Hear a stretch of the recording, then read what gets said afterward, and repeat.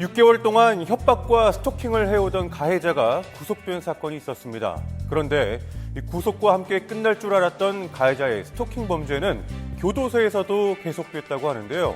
끝나지 않는 피해자들의 공포, 날에서 취재했습니다. 지난 2021년 11월 6개월간 스토킹을 겪었던 이수진 씨. 우리 딸이랑 제주도 여행 갈 때 이 사람이 공항 사진을 찍어가지고 저한테 DM을 보내면서 너와 네 딸 친구 아킬레스건을 다 끊어버리겠다. 제주도에 조폭을 풀겠다. 이런 DM이 왔었었고. 여보로 시작해요. SNS를 통해 연락을 했던 가해자, 여보나 자기 등의 이런 일방적인 애정 표현이 시작이었다고 하는데요. 하지만 협박과 스토킹은 점점 더 심해졌습니다. 고양이 납골당을 훼손하는 영상을 찍어서 우리 딸 DM으로 영상을 보낸 거예요. 피해자의 반려묘 납골당에 찾아가겠다는 협박이었는데요. CCTV를 보면 가해자가 반려묘 납골당을 훼손한 후에도 태연히 있는 모습이 확인이 됐습니다. 말뿐인 협박일 거라고 생각했던 피해자는 큰 충격을 받고 말았는데요. 내가 지금 찾아갈게 이렇게 한 적이 있고 실제로 치과 앞에 찾아온 적이 있어요. 덩치 큰 남자가 야 수진아 이러는 거예요. 그리고 딱 보니까 모르는 사람인데 좀 눈빛이 이상해요. 그래서 제가 사람이 많은 데로 이렇게 도망간 적이 있거든요. 제가 너무 공포를 느껴가지고 경찰에 신고를 했어요. 연락을 피하자 1000개가 넘는 메시지를 보냈던 가해자. 신변의 위협을 느낀 피해자는 지난해 4월 경찰에 신고를 했습니다. 1년형을 받았고 작년에 그래서 금년 5월에 나오게 돼 있었어요. 구속된 후 멈출 줄 알았던 가해자의 스토킹. 그러나 피해자를 향한 협박과 보복은 계속됐다고 합니다. 타겟으로 정해놓고 반복적으로 그 사람에게 자신의 일방적 메시지를 전달하는 행위라고 보시면 돼요. 직접적으로 찾아가는 행위도 되고 문자 메시지나 전화를 반복해서 하는 것도 되고 메시지나 사진이나 영상을 유포하는 행위도 스토킹이 될 수 있습니다.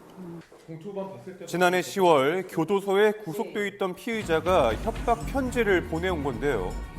욕설과 함께 출소 후 피해자에게 보복을 할 거라는 내용들이었습니다. 치과를 23년을 했는데 이걸로 인해서 내가 치과를 닫아야 되나? 이 나라를 뜰 생각까지도 했었어요. 왜냐하면 저와 저의 딸의 목숨을 지켜야 되고 그래서 그 전기 충격기 그것도 샀고 매년 3월 이후로 어떻게 해야 될지 진짜 대책이 없어요. 너무 법이 약해요. 이 협박 편지로 인해 이번 달 가해자에게는 10개월의 형이 추가가 된 상태입니다. 하지만 피해자는 당장 내년 3월 가해자의 출소가 두렵다고 말합니다. 스토커들이 공통적으로 가지고 있는 특성이 좀 있어요. 굉장히 집착적이고 소유욕이 강하고 무엇보다 한번 화가 나면 분을 풀지 못하는 거예요. 예를 들면 피해자가 신고를 해서 조사받고 구속이 되고 사회랑 격리되잖아요. 그러면 이것만큼 상대방에게 돌려줘야 되는 거예요. 그러니까 보복에 대한 환상이 커질 수밖에 없는 거예요. 우편을 이용한 접근 금지를 추가해 피해자를 보호하는 법안이 새로 발의되기도 했었는데요. 도움이 될 수 있을까요? 이 스토킹이 멈춰지고 내가 평온한 일상을 되찾을 수 있다라는 확신감이 서면 보통 신고를 해요. 이 스토킹은 굉장한 두려움을 유발해요. 내가 대한민국 어디에서 무엇을 하고 살건 간에 이 사람이 출소를 하더라도 나를 다시 찾아와서 계속할 거라는 거죠. 경찰청에 따르면 스토킹 신고 건수는 2021년 스토킹법 제정 이후 2022년 2배가량 급증했는데요. 하루에 약 80건의 사건이 접수되고 있는 실정입니다. 스토킹 범죄만이 아니라 이렇게 보복이 우려되는 범죄들에 있어서 적어도 피해자에게 다시 접근해서 어떤 행위를 하는 것이 굉장히 더 중하게 처벌된다라는 게 가시적으로 나타난다면 좀 더 예방의 효과가 있겠죠. 그런 식의 접근으로는 가해자를 필벌할 수도 없고 피해자를 지킬 수도 없다. 허술한 대책과 처벌로 인해 멈추지 않는 스토킹 범죄, 그 고통을 끊어낼 수 있는 강력한 제도의 시행이 시급한 때입니다.